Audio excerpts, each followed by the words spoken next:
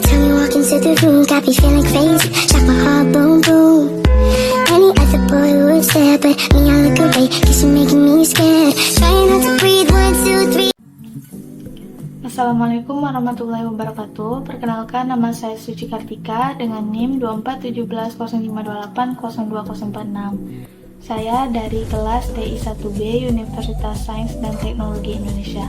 Baiklah teman-teman, di sini saya akan menjelaskan materi dengan judul karangan untuk memenuhi tugas mata kuliah saya, yaitu Bahasa Indonesia dengan dosen pengampu Ibu Dian Saumia MPD. Selamat menyaksikan. Baiklah teman-teman, langsung saja kita mulai dengan apa itu karangan.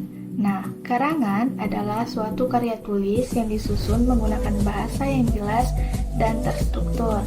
Karangan juga bertujuan untuk menyampaikan informasi, pendapat, atau cerita kepada pembaca. Selanjutnya yaitu jenis-jenis karangan. Karangan dapat terbagi beberapa jenis, yaitu yang pertama, karangan naratif mengisahkan sebuah cerita yang urutan waktunya secara jelas, biasanya mengandung peristiwa yang saling terkait.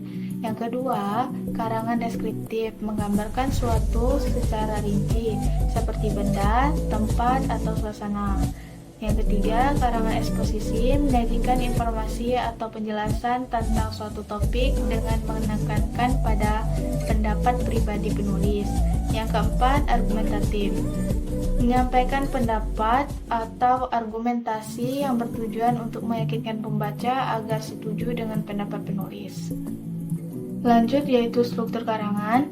Struktur karangan yang pertama yaitu pendahuluan, yaitu bagian yang menjelaskan topik atau tujuan karangan.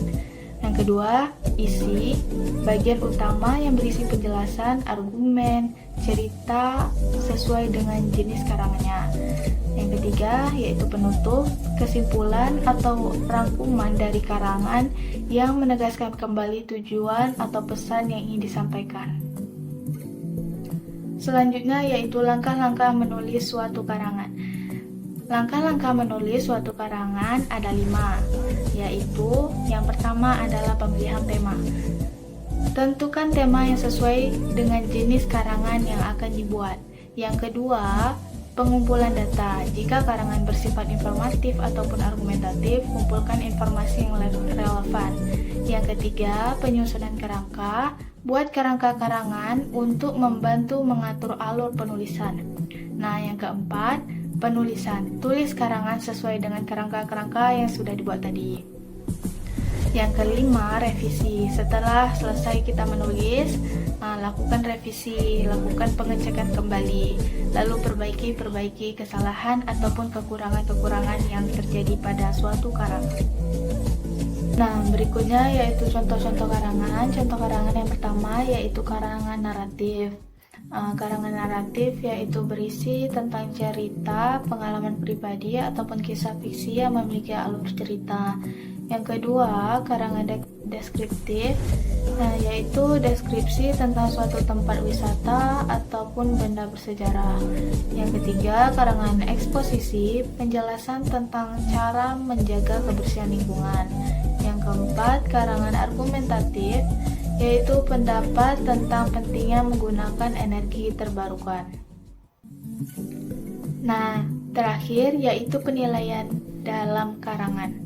Penilaian dalam karangan ada 3, yaitu yang pertama, kejelasan ide ataupun topik. Jadi, ide suatu karangan itu harus jelas apa yang dibahas, harus sesuai dengan topiknya, tidak boleh melenceng-lenceng dari topiknya misalnya ini, tapi yang dijelaskan yang lain pula gitu kan. Yang kedua, struktur karangan yang logis dan terorganisir. Jadi, struktur suatu karangannya itu harus terorganisir, mengikuti struktur-struktur yang ada kita jelaskan yang sebelumnya. Yang ketiga, penggunaan bahasa yang sesuai dan tepat.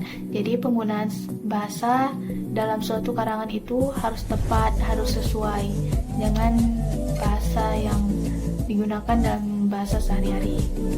Jadi, dapat disimpulkan bahwa karangan adalah cara untuk menyampaikan ide atau cerita dalam bentuk tulisan yang berstruktur Dengan memilih jenis karangan yang tepat, mengikuti langkah-langkah penulisan, hasil karangan akan lebih jelas dan mudah dipahami oleh pembaca.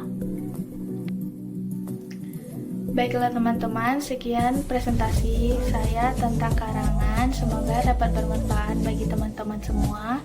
Maaf apabila dalam penyampaian saya ada terdapat salah kata. Wassalamualaikum warahmatullahi wabarakatuh. See you, bye-bye.